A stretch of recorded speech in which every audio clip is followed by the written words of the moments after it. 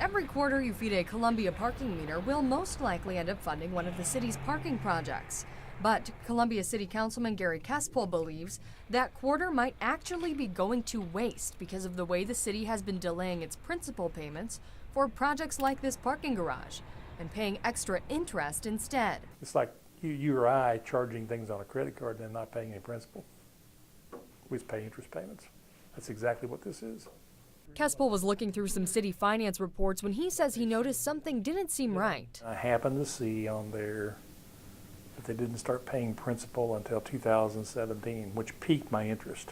Kespel explained it's common for the city to use bonds or borrow money to fund projects. But the city decided to not start paying back the principal right away on many of those bonds. And until it pays off all the principal, it'll pay a lot extra in interest. Take the new 5th Street parking garage, for example. The city borrowed $13 million to build it, but the city estimates it will pay nearly that same amount in additional interest because it won't start paying down the principal until 2017. Had the city started paying the principal from day one, it admits it would have saved about $2 million. City Finance Director John Blottle says it's common for cities to pay for projects this way.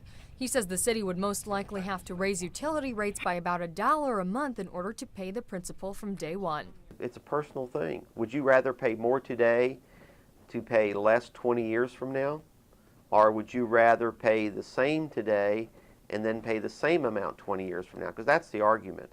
So I asked more than 30 Columbia residents their opinion on that argument, and almost all of them said the rate increase wouldn't bother them if it helped the city, although Blotto believes otherwise. I don't think raising rates is popular at any time, and particularly in today's economy.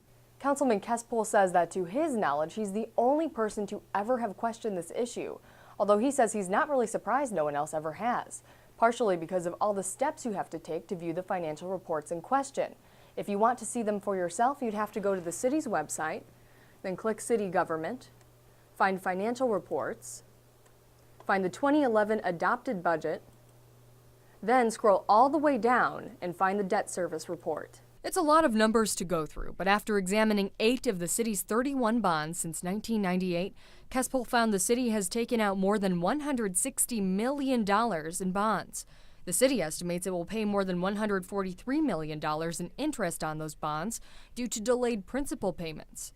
Had it started paying principal from day one, city documents say the city would have saved more than $36 million in interest payments.